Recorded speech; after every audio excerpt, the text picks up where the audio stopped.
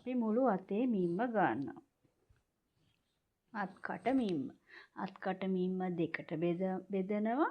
අත්කට මිම්ම දෙකට බෙදුවම කියන්නේ එක පැත්තක මිම්ම. ඒකට එකතු කරනවා අඟල් 5. ඒ මිම්ම දෙපැත්තටම එන්න අපි 2න් වැඩි කරනවා. ඔන්න අපිට එනවා සම්පූර්ණ අතේ මිම්ම. පැහැදිලිද? ඒ කියන්නේ මගේ මේ බබාගේ අතේ අත්කට මිම්ම අඟල් 11මාරයි. 11මාර මම බෙදනවා 2.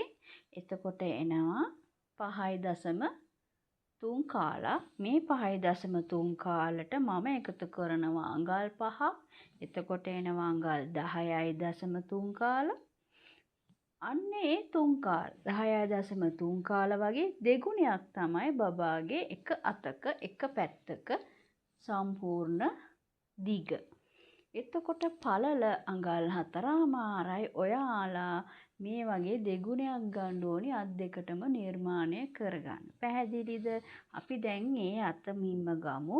මම මේ අත් කොටස් දෙකක් පොප්ලින් වලින් කපාගත්තා.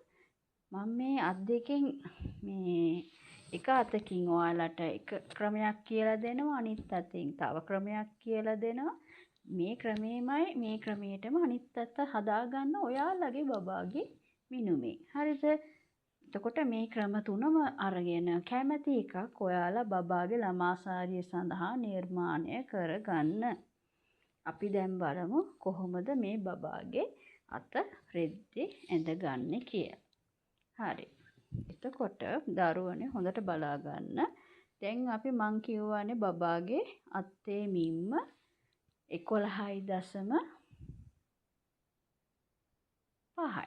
11.5 බෙදනවා 2න් 5.3 කාලයි. 5.3 කාලට එකතු කරනවා 5.3 කාලට එකතු කරනවා අඟල් 5.